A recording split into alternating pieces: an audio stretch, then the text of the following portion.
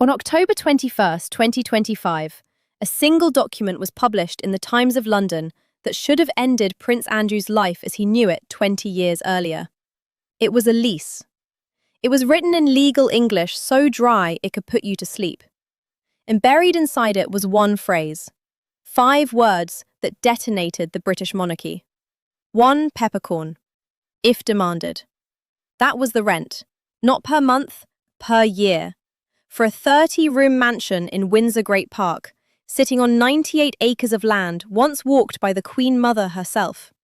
A Grade 2 listed property the Crown Estate had quietly valued, internally, at a notional rent of around £260,000 a year. The actual annual rent paid by Prince Andrew, written into a binding contract with the British state?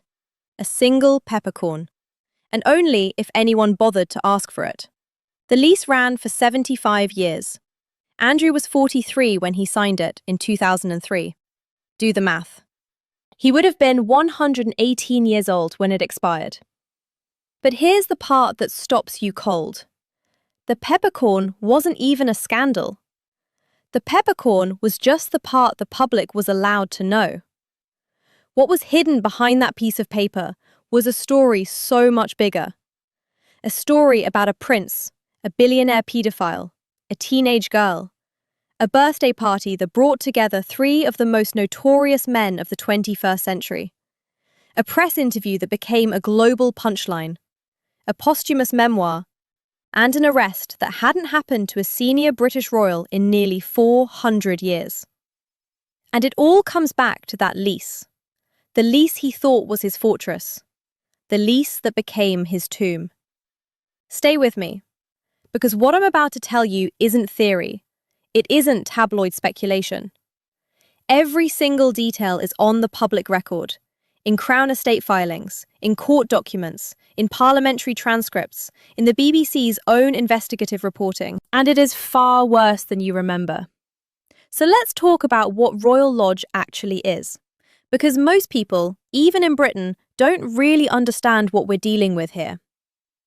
Royal Lodge isn't a house, it's an estate.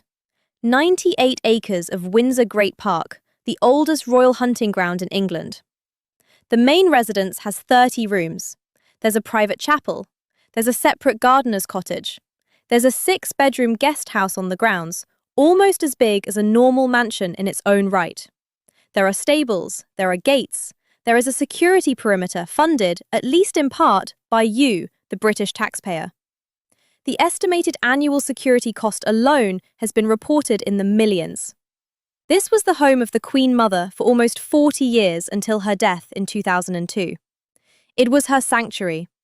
The walls of that house had absorbed 7 decades of British royal history before Prince Andrew ever walked through the door. And in 2003, the year after the Queen Mother died, the Crown Estate handed it to him. He paid £1 million for the lease itself. He committed to spending another £7.5 million on refurbishment work that was completed by 2005. So in total, around £8.5 million up front. Spread that across 75 years, and his real annual cost averages out to roughly £113,000. Less than half of market rate. For 7.5 decades. Locked in. Now look at the year. 2003. Pause on it. Let it sink in. Because in 2003, when Prince Andrew picked up a pen and signed himself onto that lease, he was already living a double life. 4 years earlier, in 1999, he had been introduced to a man named Jeffrey Epstein. The introduction came through a woman named Ghislaine Maxwell. By 2003, that friendship was deep and active. Epstein had visited royal residences. Andrew had stayed at Epstein's homes. The infrastructure of association, the visits, the calls, the orbit was already in place. I want to be careful here because this matters. There is no public evidence that anyone at the Crown Estate or inside Buckingham Palace knew in 2003 what Jeffrey Epstein actually was. Epstein had not yet been arrested. The 2008 plea deal in Florida was still 5 years away. So nobody is saying the lease was given to Andrew because of Epstein. But that is precisely what makes the timing so haunting. Because the lease and the friendship grew up together. They aged together. They survived together. And by the time the friendship became a full-blown international scandal, by the time the world finally knew what Epstein was, Andrew was already wrapped in 75 years of legal protection, sitting inside a property that the British state had effectively guaranteed him for the rest of his natural life. He didn't need to worry about being asked to leave. He didn't need to worry about losing his home. He had, on paper, the strongest position any disgraced public figure could possibly have. He had a contract with the Crown. And for the next 22 years, he would behave like a man who knew exactly what kind of shield he was standing behind. Which brings us, 3 years later, to one of the most extraordinary guest lists in modern British history. July 2006, Royal Lodge. Prince Andrew is hosting a costume ball for his daughter, Princess Beatrice. She is turning 18. The theme is heroes and villains. Read that again. Heroes and villains. You cannot make this up. The guests included most of the senior royal family. The Queen was there. Prince Charles, now King, was there. Prince William and Prince Harry were there. And, walking around the same lawns and the same chandeliered rooms, were 3 other men whose names would, within a decade and a half, become synonymous with the largest sex crime scandals of the early 21st century. Jeffrey Epstein was at that party. Ghislaine Maxwell was at that party. And Harvey Weinstein, yes, that Harvey Weinstein, was also at that party. 3 of the most notorious sex offenders of the modern era in the same building, on the same evening, eating canapés, raising glasses, posing with members of the British royal family. At a teenager's birthday celebration, in Windsor Great Park, in a house leased from the British Crown estate for a single peppercorn a year. When this guest list became public years later, the official line was that Andrew didn't know. That nobody at the time understood who any of these men really were. Maybe that's true. Maybe. But step back from the moment and look at what it actually represents. Royal Lodge, this protected, taxpayer-subsidized fortress of a home, was the venue. It was the meeting ground. It was a safe house. The very privacy and prestige that made the lease so valuable were exactly the qualities that made it perfect for parties no other venue would have hosted, with guests no other host could have attracted. Every name on that 2006 guest list eventually became a separate criminal case. And the building they walked into, the building owned by the British public, was the only thing they all had in common. Fast forward 13 years. November 2019. Jeffrey Epstein has been arrested again, this time on federal sex trafficking charges. He has died in his cell at the Metropolitan Correctional Center under circumstances that, even now, generate conspiracy theories. Ghislaine Maxwell is in hiding and will soon be arrested herself. The story is everywhere. And Prince Andrew, for reasons that historians will spend the next century trying to explain, agrees to sit down with the BBC's Newsnight programme and answer questions on camera. The interviewer was Emily Maitlis, and what unfolded over the next 49 minutes was, by almost universal consensus, the most disastrous interview a member of any royal family has ever given. You have to remember the atmosphere. Everyone around Andrew told him not to do it. His advisors begged him. His PR team resigned in horror. He went ahead anyway because he was so absolutely sure that the British public would believe him over a young American woman named Virginia Giuffre, who had publicly accused him of sexually assaulting her when she was 17. He claimed he had no memory of meeting her, despite a now iconic photograph showing him with his arm around her waist. He suggested the photograph might have been faked. He claimed that on the specific night Giuffre said the assault took place, a night she described as involving him sweating heavily on a London dance floor, he could not have been sweating because, due to a wartime incident he had picked up in the Falklands, he was physically incapable of perspiring. I want you to sit with that for a second. A grown man, a member of the royal family, on national television, defending himself against a sex trafficking allegation by claiming he doesn't sweat. And then the alibi, the now famous alibi.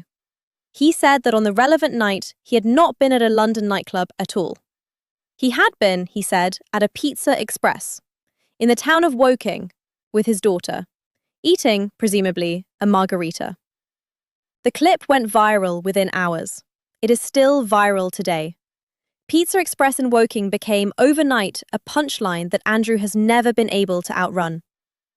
But here's the part almost nobody noticed at the time. In that entire interview, 49 minutes long, Prince Andrew was asked, multiple times, whether he regretted his friendship with a man who had been convicted of sex crimes against minors.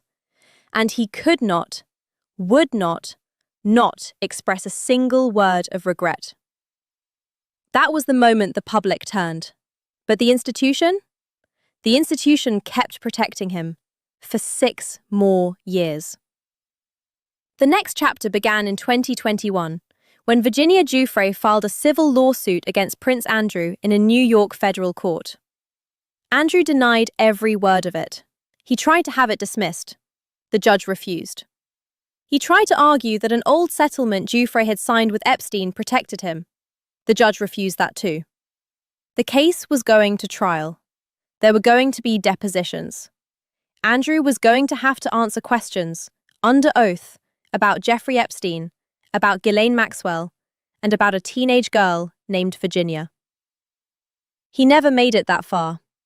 In February 2022, Andrew settled. The exact figure was never disclosed, but credible reporting placed it in the multi-million-pound range. He admitted no liability. He paid an additional sum to a charity for victims of trafficking, in Giuffre's name. And he walked away. Where did he walk to? Royal Lodge, the PEPPERCORN Lease, the 30 rooms in Windsor Great Park. Because here is the question nobody at the time stopped to ask. How does a man with no public salary, who has been quietly stripped of his military patronages, who is publicly toxic to the point of being radioactive, pay a multi-million-pound legal settlement? The honest answer is that nobody outside a very small circle truly knows. There were rumours of help from his mother. There were rumours of property sales. There were rumours of arrangements. What we do know is that he kept the house. The peppercorn kept being not demanded. And Sarah Ferguson, his ex-wife, with whom he still lived, stayed right there alongside him. The walls held. For now. This is the part of the story almost nobody understands. And it's the part that, in a way, is the most darkly tragic. Because the lease, the peppercorn, the 75 years, all of it was supposed to be the reward. It was Andrew's prize. It was supposed to give him peace, dignity, and security, a place where, no matter what happened in the outside world, he would always be safe. But by 2025, that same lease became something else entirely. It became a cage. It became a problem the king could not solve. Because a contract is a contract. The Crown Estate could not simply throw Andrew out. They had signed away 75 years to him, on paper, in 2003. In legal terms, his right to live in Royal Lodge was as protected as anyone's right to their own home. And then, in October 2025, in one of the most quietly devastating sentences any palace press office has ever issued, Buckingham Palace itself acknowledged it. They confirmed, in writing, that the lease had provided him with legal protection to remain in residence. Translate that out of palace English. What they were really saying was, he has been hiding behind this contract for years, and we cannot pry him out of it without his consent. The thing he had built to make himself untouchable had become the thing the king had to break in order to touch him. The shield had become the cell. The gift had become the curse. There is a kind of justice to it, even if it is the slow, grinding kind. Andrew spent 22 years sitting inside what he believed was the safest house in Britain. He didn't realise, until it was much too late, that he was the one trapped in it. Then came October 2025, and the wall came down. It started with a book.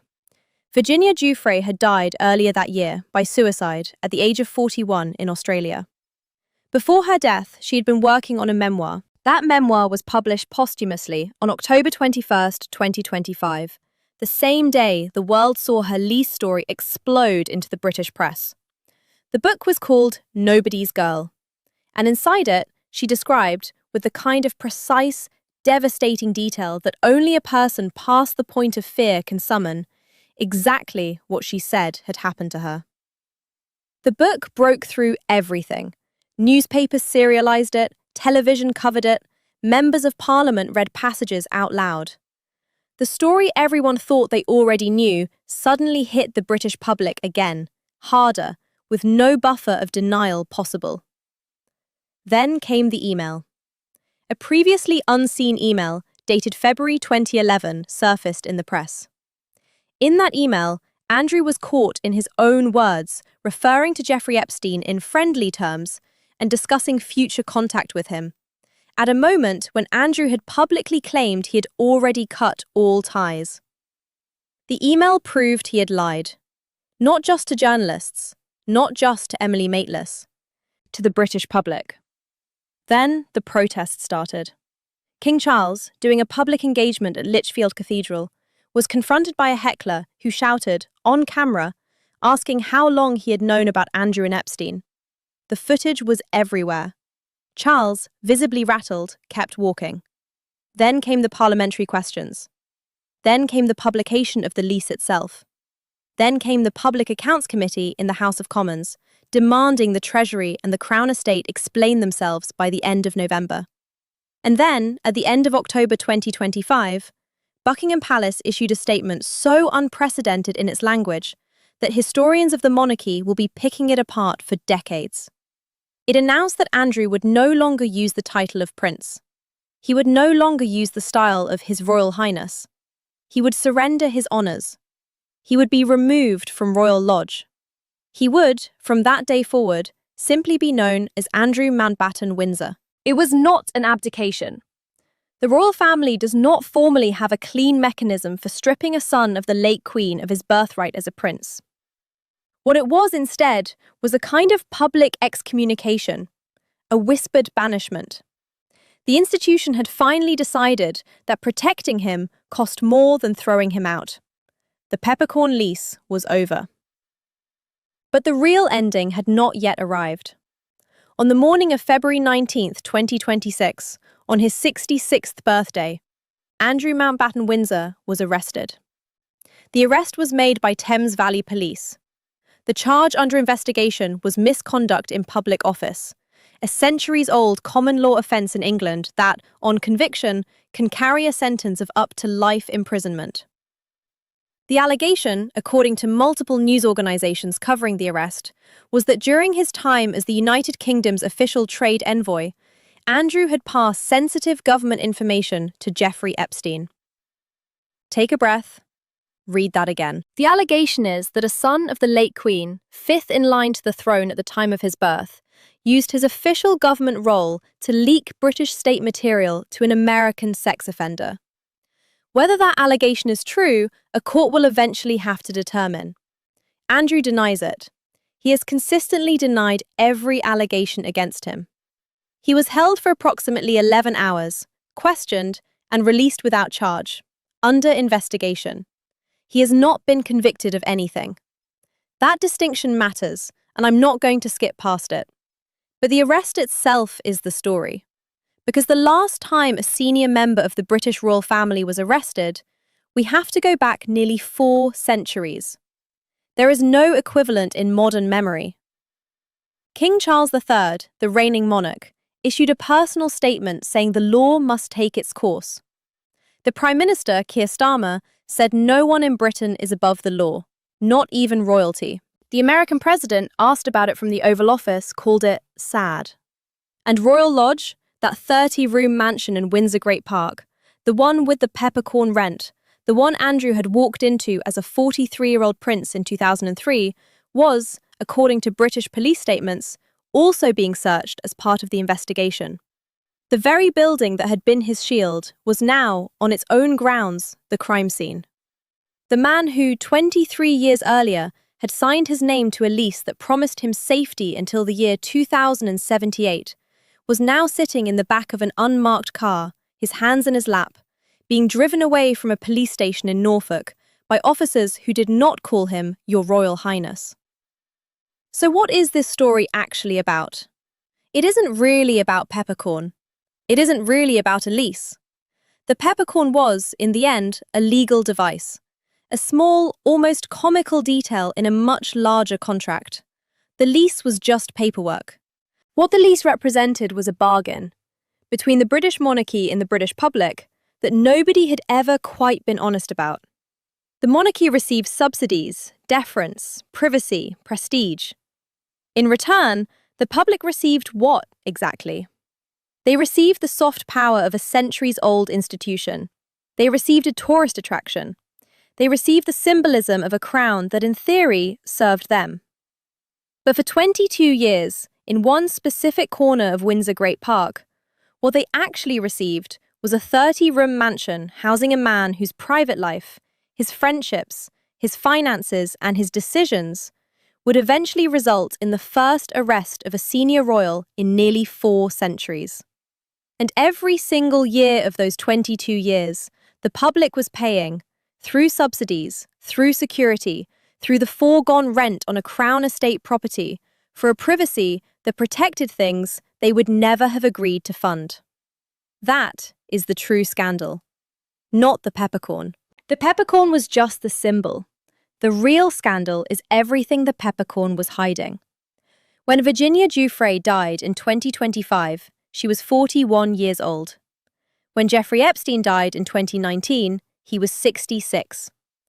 When Ghislaine Maxwell was sentenced in 2022, she received 20 years. And when Andrew Mountbatten Windsor was arrested on his own 66th birthday in February 2026, he was, on paper, finally a private citizen for the first time in his life.